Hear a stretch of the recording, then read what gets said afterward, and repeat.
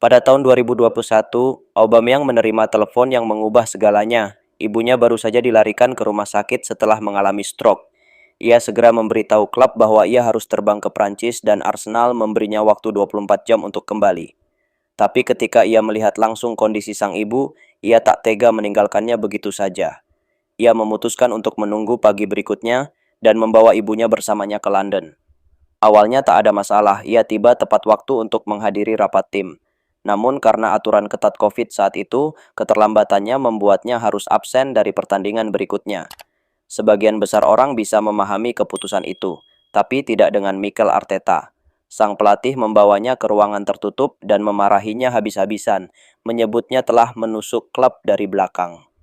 Tak berhenti di situ, Arteta kemudian mencopot ban kapten dari lengannya dan secara perlahan membekukannya dari skuad utama. Padahal ini adalah Aubameyang, bukan hanya pemain favorit di ruang ganti tapi juga salah satu penyerang paling tajam di dunia. Seorang striker yang selama 9 musim berturut-turut mencetak gol atau assist hampir setiap 102 menit. Sejak hari Arteta datang, performanya memang mulai menurun, tapi sebelumnya ia adalah salah satu dari 10 pemain terbaik dunia. Dortmund bahkan pernah menyebutnya bisa lari 30 meter lebih cepat dari Usain Bolt. Banyak media menjulukinya sebagai pewaris tahta Thierry Henry. Tapi sejak kejadian itu, karirnya tak pernah benar-benar pulih. Aubameyang bukanlah nama besar sejak awal. Ia bukan wonderkid yang dipuja sejak belia. Sebaliknya, ia bekerja keras dari bawah dan baru dikenal luas saat usianya menginjak 25 tahun. Sebuah cerita sukses para late bloomer yang jarang ditemukan. Tapi semua pencapaian itu seakan dirampas begitu saja, dan citranya tercoreng secara permanen. Karier Aubameyang bermula sebagai pemain cadangan AC Milan. Ia berlatih bersama para legenda seperti Ronaldo, Inzaghi, Pirlo, Kaká, Seedorf, hingga Maldini. Bukan karena bakat luar biasa yang ia miliki saat itu, tapi karena ayahnya bekerja sebagai pemandu bakat untuk klub tersebut. Ayahnya mendapatkan pekerjaan itu secara tidak sengaja, setelah ketinggalan pesawat dan akhirnya menumpang mobil bersama CEO AC Milan, Ariedo Braida. Saat mengetahui bahwa pria tersebut ternyata pernah bermain di Liga Top Prancis dan menjadi kapten tim nasional Gabon di Piala Afrika, Braida pun langsung memberinya posisi di klub, dan itulah yang membuka pintu bagi anak-anaknya. Anak pertama, Catilina, kemudian Willy, dan terakhir Pierre-Emerick. Tapi setelah melihat kakaknya Willy mencetak gol kemenangan di final Coppa Lombardia melawan Juventus dan tetap dibuang begitu saja, Aubameyang tidak mau mengulangi nasib itu. Ketika ditawari kontrak profesional pertama, ia justru meminta untuk dipinjamkan ke klub lain. Ia memilih pergi ke Dijon, dilatih oleh Hadži Begic, mantan rekan ayahnya, dan keputusan itu sempat terlihat tepat. Di musim debutnya, Auba mencetak 10 gol meski usianya baru 19 tahun.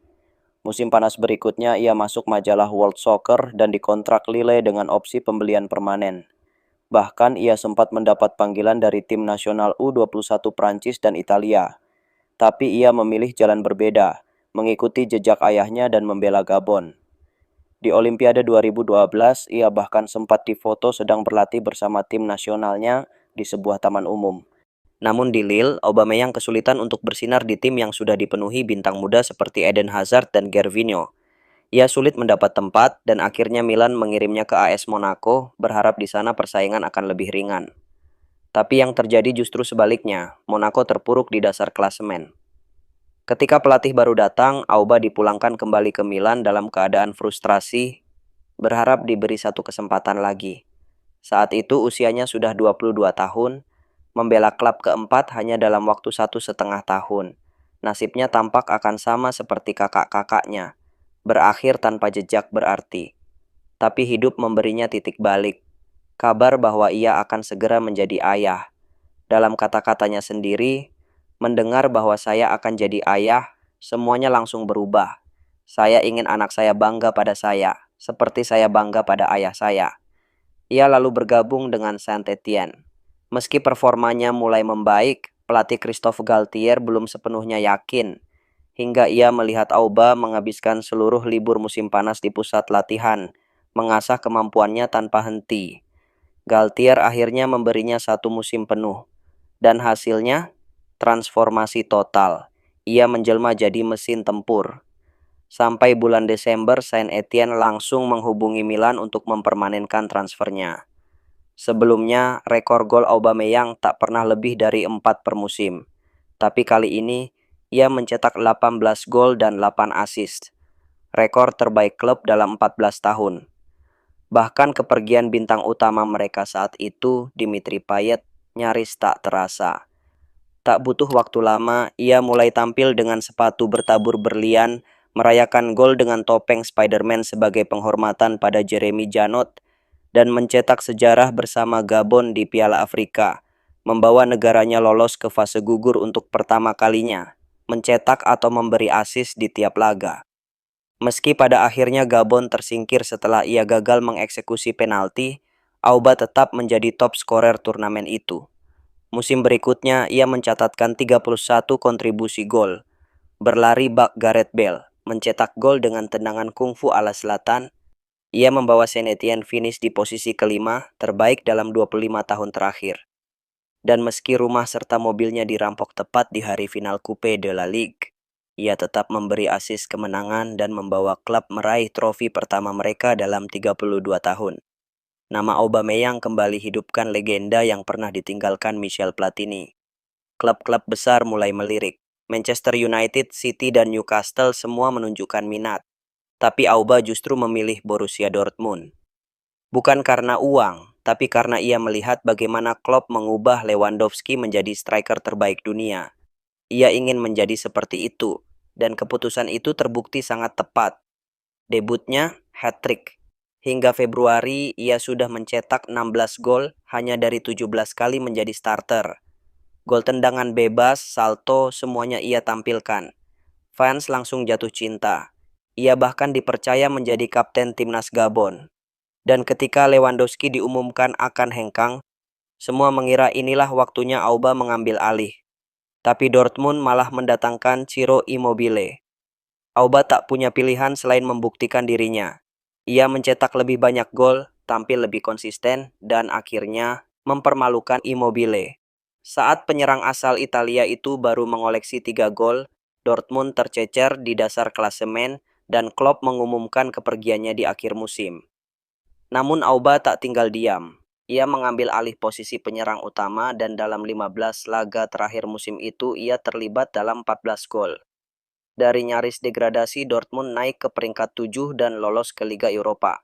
Immobile pun segera dilepas di akhir musim, sementara Aubameyang diberi kontrak baru. Masuknya pelatih Thomas Tuchel jadi momen emas.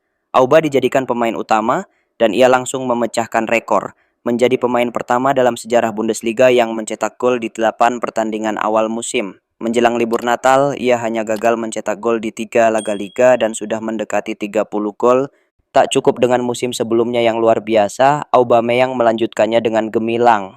Ia mencetak 3 gol ke gawang Tottenham, menambah 1 lagi saat melawan Liverpool, dan terlibat langsung dalam 5 gol yang membawa Dortmund ke final Piala Domestik. Saat musim berakhir, ia nyaris mencapai 50 kontribusi gol, jumlah yang bahkan melampaui catatan terbaik Lewandowski selama di Dortmund. Apalagi Immobile yang sudah lama terlupakan. Tanpa meraih satupun trofi, Aubameyang tetap dinobatkan sebagai pemain terbaik Bundesliga dan pemain terbaik Afrika. Ia mulai jadi pembicaraan di klub-klub besar dunia. Barcelona meliriknya sebagai pengganti Pedro, sementara Benitez ingin menjadikannya rekrutan pertamanya di Real Madrid. Namanya mulai disebut-sebut sebagai calon striker terbaik dunia. Dan yang luar biasa, musim berikutnya ia melakukannya lagi. Ia membuka musim dengan 5 kontribusi gol dalam 1 pertandingan, dilengkapi selebrasi salto dan assist backheel yang spektakuler. Di laga berikutnya, ia membawa Dortmund meraih kemenangan Liga pertama atas Bayern dalam bertahun-tahun. Di Liga Champions, ia mencetak gol ke gawang Real Madrid di kandang dan tandang, plus 1 assist di Santiago Bernabeu yang memastikan Dortmund jadi juara grup. Ia mencetak hat-trick di babak gugur, jadi penentu kemenangan di semifinal dan final DFB Pokal, menyingkirkan Bayern dan merebut trofi. Matthias Sammer menyebutnya seorang pembunuh di lapangan. Ia finish di peringkat 11 Ballon d'Or, jadi top skorer Bundesliga mengalahkan Lewandowski dan mencatat 40 gol dalam satu musim. PSG sebenarnya sudah sangat dekat untuk memboyongnya, tapi mundur setelah Dortmund meminta 80 juta euro, nyaris menyentuh rekor dunia saat itu. Untuk ketiga kalinya berturut-turut, transfernya batal. Ia sudah pamit dari rekan setim, bahkan membersihkan loker, tapi kembali lagi ke lapangan dan tetap profesional dengan 14 kontribusi gol dari 14 laga berikutnya. Hingga akhirnya di bursa transfer musim dingin, ia resmi pindah ke Arsenal lewat transfer 63 juta euro, termahal dalam sejarah klub saat itu. Namun banyak yang meragukan keputusan itu. 2 bulan setelah kedatangannya, Arsene Wenger mengumumkan pensiun. Media menyindir bahwa Aubameyang adalah hadiah perpisahan Wenger. Ia mewarisi nomor 14 milik Thierry Henry dan tiba-tiba menjadi wajah utama klub yang sedang diambang kehancuran. Tapi justru di sanalah letak keistimewaannya. Baru pertama kali mencicipi Premier League, Aubameyang langsung mencetak 14 kontribusi gol dalam 14 pertandingan terakhir era Wenger. Saat Unai Emery mengambil alih, performanya malah makin meledak. Menjelang usia 30, ia memimpin Arsenal dalam 18 pertandingan tak terkalahkan, mencetak 12 gol dan memberi 3 assist, menjadikannya pemilik rekor menit per gol terbaik dalam sejarah Premier League saat itu. Ia tetap konsisten hingga akhir musim, meski sempat absen karena sakit selama sebulan dan nyaris patah hidung. Pada pekan terakhir, ia bersaing ketat dalam perebutan sepatu emas. Ia, Sadio Mane, dan Sergio Aguero hanya tertinggal 2 gol dari Mohamed Salah. Menghadapi Burnley di laga pamungkas, Aubameyang menutup musim dengan 2 gol dan menyamai rekor Salah. Aubameyang pun jadi pemain pertama dalam sejarah yang memenangkan sepatu emas di Bundesliga dan Premier League. Sebenarnya Aubameyang bisa saja melampaui Mohamed Salah. Dengan rasio gol per menitnya, andai ia dimainkan sebanyak Salah, Auba diperkirakan akan mencetak 5 gol lebih banyak. Di Liga Eropa, setelah mencetak 2 gol dan memberi 1 assist dalam comeback 3-0 melawan Rennes, ia tampil brilian lagi dengan 5 kontribusi gol saat Arsenal melumat Valencia 7-3 di semifinal. Namun di final, semua itu sia-sia. Arsenal hancur lebur dalam 12 menit, kebobolan 3 gol dan menyerahkan trofi kepada rival sekota mereka, Chelsea. Musim berikutnya Aubameyang langsung mencetak 8 gol dari 8 laga awal, membuat fans berharap bahwa Arsenalnya Unai Emery punya harapan selama ada dia. Tapi dalam hitungan minggu, performa tim anjlok lagi. Saat itulah Granit Xhaka meledak, memaki fans dengan kata-kata kasar dan kehilangan ban kaptennya. Siapa yang diberi tanggung jawab itu? Aubameyang.